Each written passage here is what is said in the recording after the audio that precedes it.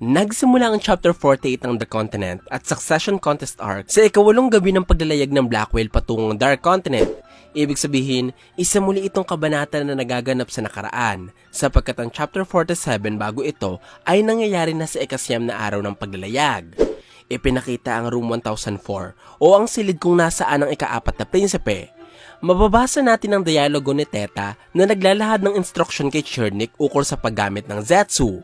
Ang mga sinasabi ni Teta ay eksaktong-eksakto sa nabasa natin sa chapter 385 ng manga, at kung pagtatabihin natin ang dalawang kabanata, makikita natin na ang unang pahina nila ay parehong-pareho sa isa't isa.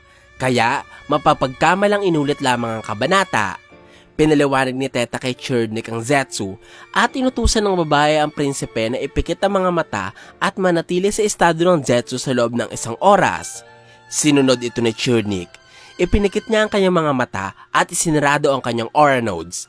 Habang ginagawa ito, laking gulat ng prinsipe na parang meron siyang static na nasilayan imbis na purong dilim lamang na pangkaraniwan nating nakikita kapag nakapikit. Kapansin-pansin ng kabanatang ito ay nagpapakita sa mga iniisip ni Chernik. Iba sa mababasa natin sa chapter 385 na nagpapakita naman ng iniisip ni Teta. Matapos makakita ng static, nasilayan ni Chernik ang kanyang sarili na nakatayo sa harapan ni Teta. Parang pinapanood niya ang kanyang sarili sa telebisyon sapagkat naririnig niya rin ang palitan nila ng usapan ni Teta. Inisip ni Chernik na maaaring panaginip ang kanyang nasisilayan. Pero duda siya dito sapagkat nakita niya na tinuturuan siya ni Teta tungkol sa kompletong pagkasara ng aura nodes at pinuna pa ng babae ang naiwang aura sa balikat ng prinsipe. Ang pagkakaroon ng nakabukas na aura node sa balikat ni Chernik ay nangyari din sa chapter 385. Ang pagkakaiba lamang sa eksenang ito ay ang panonood ng ikaapat na prinsipe sa kanyang sarili. Habang pinapanood ni Chernik ang pagtuturo sa kanya ni Teta, nakakita muli siya ng isa pang static at nawala ang kanyang kontrol sa Zetsu. Nagresulta para buksan niya ang kanyang mga mata. Nang makamulat, nakita ni Chernik si Teta sa kanyang harapan at naranasan ng prinsipe ang eksaktong pangyayari na napanood niya habang nakapikit. Dahil dito, napagtanto ni Chernik na may kakayahan siyang mapanood ang 10 segundo ng hinaharap. Gusto ko lamang sabihin na ang kabanatang ito ang nagpapaliwanag kung bakit napatigil si Chernik sa kanyang kinatatayuan na nakita natin sa chapter 385. Ang rason pala nito ay dahil nadiskubre na niya ang kanyang kakayahan at sinusubukan niyang intindihin ito. Bumalik sa pagpo-focus si Chernik, nag-aalala siya na baka habang hindi siya kumikilos ng 10 segundo para panoorin ang mangyayari sa hinaharap, nawawalan din siya ng depensa sa sandaling ito. Bagay na maglalagay sa kanya sa panganib. Kaya, isinara muli ni Chernik ang kanyang aura nodes at gumamit ng Zetsu. Kasunod nito ang pag-activate ng kanyang kakayahan. Nagdulot para makakita muli siya ng static. Kapansin-pansin na kapag pinapanood ni Chernik ang mangyayari sa hinaharap, nakikita niya ito na parang nakatayo siya sa likuran katulad ng pwesto kung nasaan ang kanyang ikalawang Nenbeast. Malaki ang posibilidad na ang paninging ginagamit ni Chernik ay pagmamayari ng kanyang ikalawang Nenbeast. Maaaring ito ang nagbigay sa kanya ng kakayahang makita ang hinaharap, sapagkat nagkataon na noong lumabas ang ikalawang Nenbeast, kasunod nito ang pagkakaroon ng prinsipe ng Nen ability. Nadiskubre ni Chernik na bagamat nagagawa niya makita ang 10 segundo sa hinaharap, nasasaksihan niya ito ng instant pagkapikit pa lamang. Ibig sabihin, hindi siya gumugugol ng oras sa tunay na mundo, habang nakikita niya ang unang 10 segundo na mangyayari sa hinaharap. Ang pagtanggap ng utak ni Chernik sa mangyayari 10 segundo sa hinaharap ay parang kapareho ng mabilis na pagtanggap ng utak ni Pakunoda sa mga memorya ng taong pinagagamitan niya ng kanyang Nen ability. Matapos mapanood ang 10 segundo sa hinaharap, nakita muli ni Chernik ang static na naghuhudyat na tapos na ang unang 10 segundo. Pero imbis na dumilat, nanatili siyang nakapikit at nasa Zetsu. Hindi tumigil ang mga tagpo nakikita niya sa hinaharap. Nasasaksihan ng prinsipe ang mga susunod na pangyayari matapos ang unang 10 segundo. Pero habang pinapanood niya ito, nararamdaman ni Chernik na lumilipas na ang oras sa kanyang paligid at nangyayari na ang unang 10 segundo na kanyang nakita. Sa madaling salita, habang nakapikit at nasa Zetsu, si Chernik ngayon ay nararanasan ng mga pangyayaring nasaksihan na niya sa unang 10 segundo, habang nakikita ang mga magaganap pa lamang paglipas ng 10 segundo. Tuloy-tuloy lamang sa paggamit si Chernik ng kanyang abilidad, kaya nakita niya ang pagkuha ni Teta ng isang tasa upang basagin ito sa sahig para subukang gulatin si Chernik. Pumasok ang ibang mga gwardya. Ipinaalam ni Teta sa mga ito na nasa training sila. At pagkatapos ay pinaulit ng babae si Chernik sa paggamit ng Zetsu. Lahat ng ito ay mangyayari 10 segundo sa hinaharap. Kaya naisip ni Chernik na dumilat at subukan niyang panatilihin ang kanyang Zetsu upang makita kung mababago niya ang reaksyon ni Teta. Ngunit, katulad ng inaasahan ni Chernik, pareho pa din ang sinabi ni Teta. Pinapaulit pa din ito ang prinsipe sa paggamit ng Zetsu kahit gumagamit na ang prinsipe ng Zetsu. Sa madaling salita, nakikita at nararanasan ni Teta ang 10 segundong pangyayari na nasaksihan na ni Chernik gamit ng kanyang kakayahan at hindi nakikita ng babae ang mga pagbabagong ginawa ng prinsipe. Kung gagamitin natin ang detalyeng ito, mapapagtanto natin na nakakatakot ang abilidad ni Chernik. Sapagkat bukod sa makikita na niya ang gagawin ng kanyang kalaban, magkakaroon pa siya ng pagkakataong kontrahin ito ayon sa kanyang kagustuhan. Bilang hindi nga siya nakikita ng kanyang mga target, habang nagaganap ang pangyayaring nasaksihan niya na gamit ang kanyang abilidad. Itinigil muna ni Chernik ang paggamit ng Zetsu. Pagkatapos, sinabi niya kay Teta na mananatili siya sa paggamit ito. Kahit maglapasay pa ang babaeng gwardya sa harapan niya, gumamit muli si Chernik ng Zetsu, kaya unti-unting naglaho ang kanyang Guardian Spirit Beast. Kadalasang nawawala ang mga Nen Beast kapag huminto sa paggamit ng Nen ang nagmamay-ari sa kanila. Pero merong mga Nen Beast na nananatili pa ring aktibo kahit nasa Zetsu ang kanilang mga amo. Ito ang mga Nen Beast na konektado sa Nen ability ng nagmamay-ari sa kanila. Dito, maaaring kabilang ang pangalawang Nen Beast ni Chernik. Habang nasa Zetsu, paulit-ulit na sinanay ni Chernik ang kanyang sarili sa paggamit ng kanyang abilidad. Sinubukan niyang idilat ng kanyang mata para makipagtitigan kay Teta, pero hindi ito nakikita ng babae. Sinubukan din ni Chernik na magsalita at kausapin ito, pero hindi din ito naririnig ni Teta. Naging posible ito sapagkat ang 10 segundong pangyayaring pinaglalaroan ni Chernik ay nakita na niya gamit ang kanyang abilidad. At lahat ng mga pagbabagong gagawin ng prinsipe sa loob ng 10 segundong ito ay hindi makikita ng kahit na sino. Nagpatuloy si Chernik sa paggamit ng Zetsu, at lumipas ang oras nang hindi umaalis ang prinsipe sa estadong ito. Maya-maya, habang pinapanood niya ang 10 segundo sa hinaharap, nakita ni Chernik na bumunot si Teta ng baril. Kasabay nito ang pagtunog ng speaker ng kanilang silid. Dahil sa pag-anunsyo ng mga host ng pagtitipon sa magaganap na pagtatanghal ng mga prinsipe ng Kakin at ng kanilang mga tagapaglingkod. Matapos ang pagbunot sa baril, humakbang si Teta at ginamit niya ang kanyang armas upang paslangin si Chernik. Nakita ni Chernik ang lahat ng ito gamit ng kanyang abilidad, kaya agad siyang dumilat at dito niya nakita si Teta na nakatutok na ng baril sa kanyang mukha.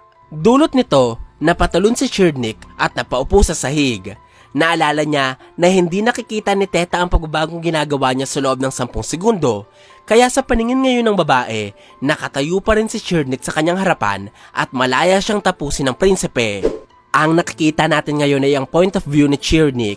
Kaya kung babalik tayo sa chapter 385 kung nasaan ang point of view ni Teta, masasaksihan talaga natin na si Chernik ay nakatayo pa rin sa kanyang pwesto, nakapikit pa rin at hindi umaalis sa estado ng Zetsu.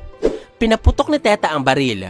Pagkatapos nito ay nagbago bigla ang kapaligiran ni Chernik at kanyang nasilayan ng isang kabigha-biganing hardin na napupuno ng magagandang halaman at tanawin.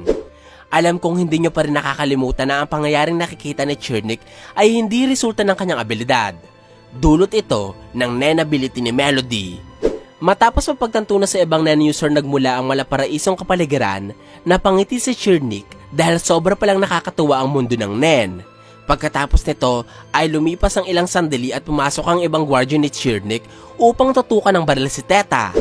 Hindi na ipinakita sa kabanatang ito, pero ito ang parehong pagkakataon kung kailan nagulat si Teta dahil biglang nawala ang katawan ni Chernik.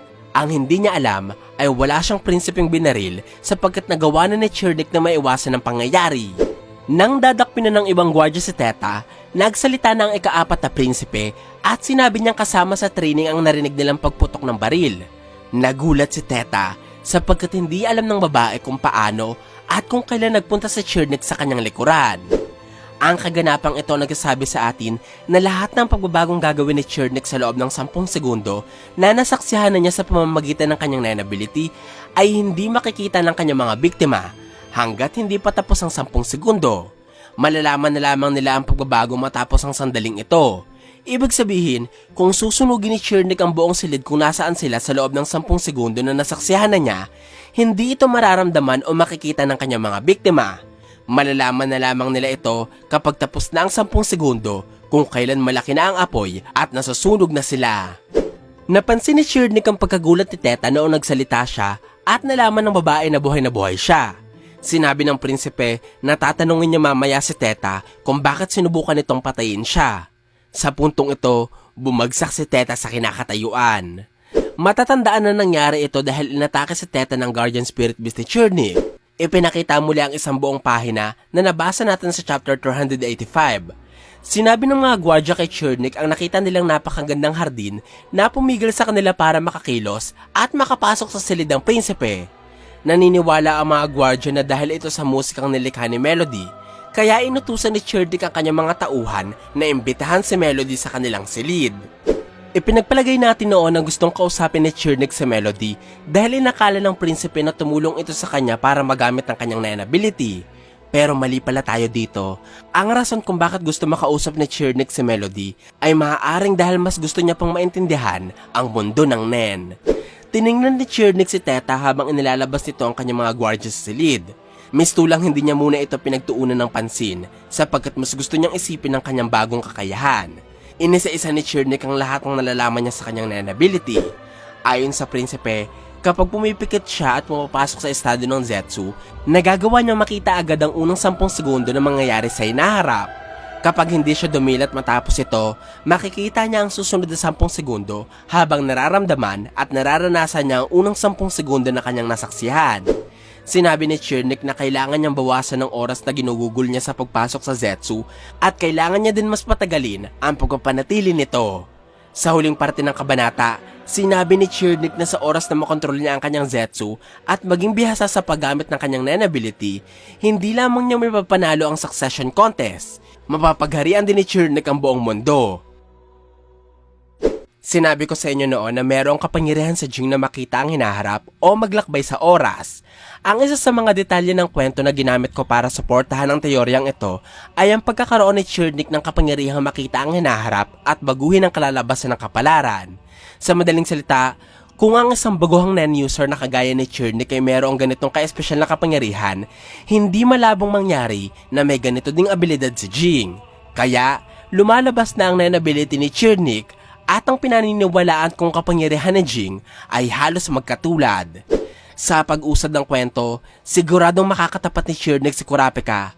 Hindi ako sigurado kung anong kalalabasan ng labang ito, pero nakatitiyak ako na mahihirapan si Kurapika sa pagtalo kay Chernik. Sapagkat, paano kung ginamit ng Hunter ang kanyang steel chain upang ilagay sa estado ng Zetsu ang prinsipe? Pero imbes na makuha niya ang abilidad nito, natulungan niya pa si Chernik na magamit agad ang kanyang Nen ability. Paano din kung subukan ni Kurapika na pabagsakin ng prinsipe sa pamamagitan ng kanyang dowsing chain? Pero dahil nga nakikita ni Chernik ang mga mangyayari, madali lamang sa kanyang iwasan ng mga pag-ataking ito. At higit sa lahat, paano kung gamitin ni Kurapika ang kanyang Emperor Time upang linlangin at isahan si Chernik? Pero dahil nga nakikita ng prinsipe ang hinaharap, si Kurapika pa ang mapapahamak. Maraming pwedeng mangyari sa magaganap na paghaharap ng dalawa. Pero dapat ngayon pa lang, maghanda na tayo sa pwedeng kahinatnan ni Kurapika dahil ang kakayahang baguhin ng isang natural na aspeto ng mundo katulad ng oras ay isang nakakatakot na kapangyarihan, lalo na at napasa kamay ito ng isang halimaw na kagaya ni Chernik.